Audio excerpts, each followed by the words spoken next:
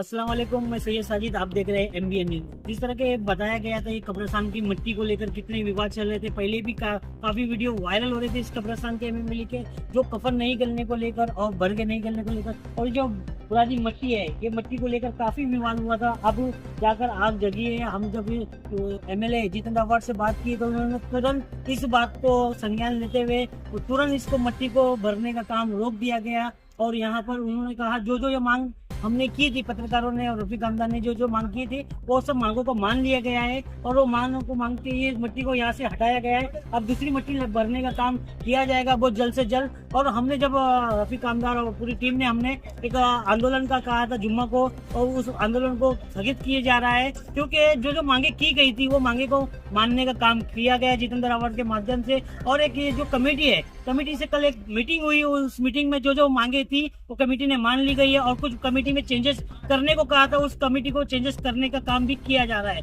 तो जो जुम्मा को एहतजाज होने जा रहा था उसको रद्द करते हुए हमने ये डिसाइड किया है कि हम इस कब्र में, अब कब्रिस्तान में जो काम होगा हम भी उसमें शामिल होंगे, शहर के पत्रकार, उसमें देखे जाएगा कि क्या क्या काम यहाँ पर हो किया जाएगा, उस पर हमारी नजर बनी रहेगी। और कुछ खास मुद्दों को लेकर जो हमने कल बात की थी उसी को लेकर आज वरिष्ठ पत्रकार रफीक हमदा ने क्या जानकारी दी है हम आपको हमारे माध्यम से बताएं।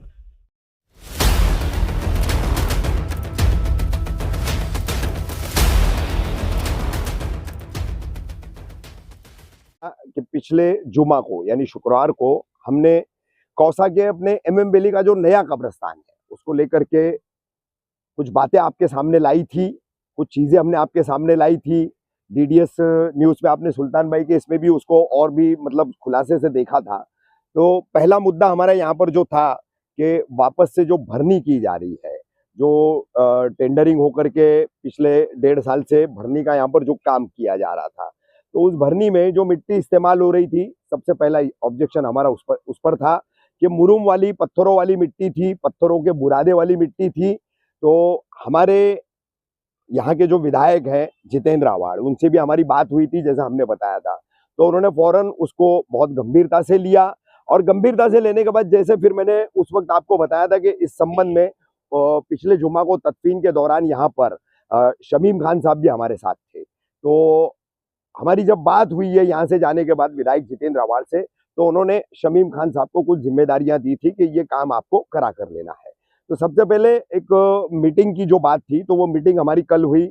हमारे कौसा MMBL कब्रिस्तान के जो अध्यक्ष है, यहाँ के हमारे कमेटी के अध्यक्ष हारून राउत, वो भी थे, मुनाब भाई भी थे, मुनाब राउत थे। मुनाब राउत एक वो शख्स है, मैं आप सबको बता दूं कि आप इस कब्रिस्तान में जब भी आएंगे तो मुनाब राउत आपको यहाँ जरूर मिलेंगे। यानी कि 16 लोगों की जो कमेटी पहले बनी थी उसमें सबसे ज्यादा एक्टिव रहने वाले मुनाब भाई है, और मुनाब भाई रात दिन यहाँ पर खिदमत करते हैं। अब मसला ऐसा है कि मुनाब भाई अकेले पड़ जाते हैं, बाकी के कमेटी के मेंबर नदारद रहते हैं, गायब रहते हैं। इसके लिए मुनाब भाई अकेले कितना क्या कर लेंगे, और मुनाब भाई अपनी बात प्रशासन तक कैसे पहुंचाएंगे। तो बहरहाल आज हम सब लोग इकट्ठा हुए हैं और सब जो है अब इस मामले को बहुत ही संजीदगी से ले रहे हैं। इस वीडियो के बाद एक और वीडियो बनेगा, उसमें यहाँ पर हमारे उबैद भाई है, हमारा मुज्जू है, जो कब्र खोदने का तमाम काम करते, कुछ मसले हैं उनकी जबानी में बातचीत करके आप तमाम लोगों तक वो बातें पहुंचाऊंगा। लेकिन सबसे पहले मिट्टी की भरनी का जो मामला था, तो आपको सबको बता दूं कि अपने सबके ऑब्जेक्शंस के बाद वो मिट्टी की भरनी रोक दी गई है। यहाँ से काफी सारी मिट्टी जो है वो हटा ली गई है।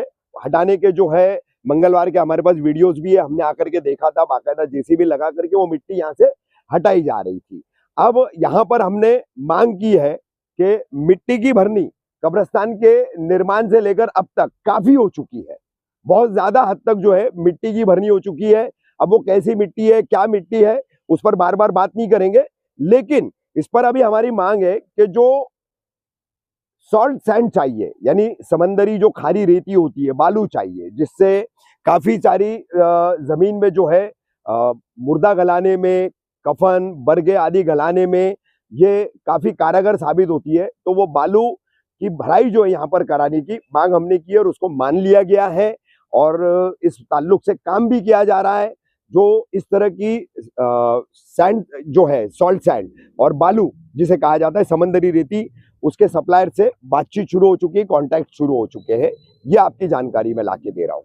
तो ये दो अहम मसले थे, भरनी को लेकर के और बालू डालने को लेकर के। तो इस पर रजामंदी हो चुकी है, भरनी का काम रुक चुका है, मिट्टी हटाई गई है, बालू लाने का प्रोसेस अब शुरू हो चुका है और बालू यहाँ पर डाली जाएगी, जिसके चलते आपको बता दूं कि सबसे बड़ा फायदा ये होगा कि बारिश के दिनों में कुछ हिस्सों में जो पानी निकलता है, पूरे कब्रिस्तान में नहीं निकलता है, कुछ हिस्सों में निकलता है, तो वो बालू जो है वो पानी सोखने का भी काम करेगी, पानी को जो है वो जब्त करेगी।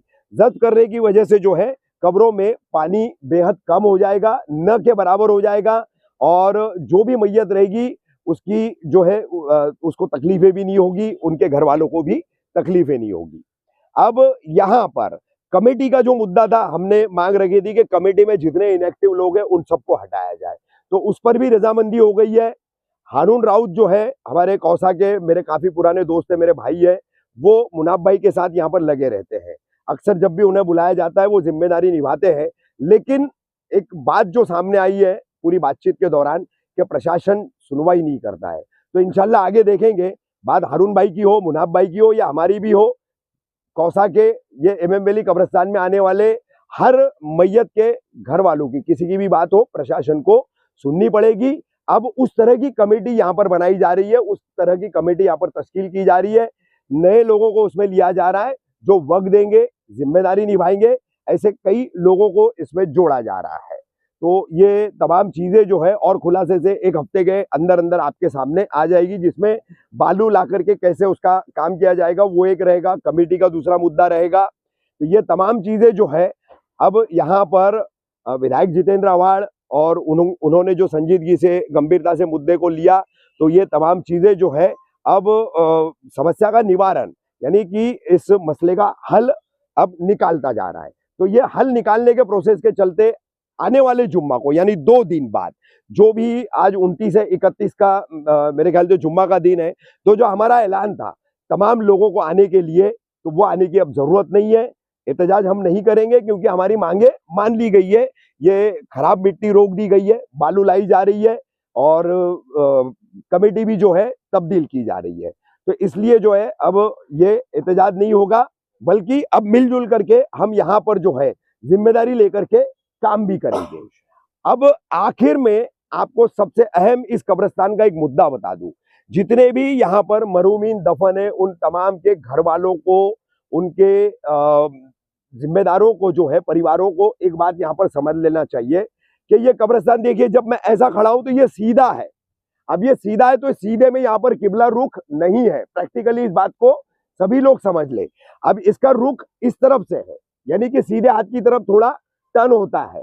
तो अक्सर यहाँ पर एक दिक्कत आती है कि हमारे उबैद भाई है, उनके साथी है तमाम, कब्र खोदने के दौरान लोगों को बताते हैं कि किबला रुख ऐसा है।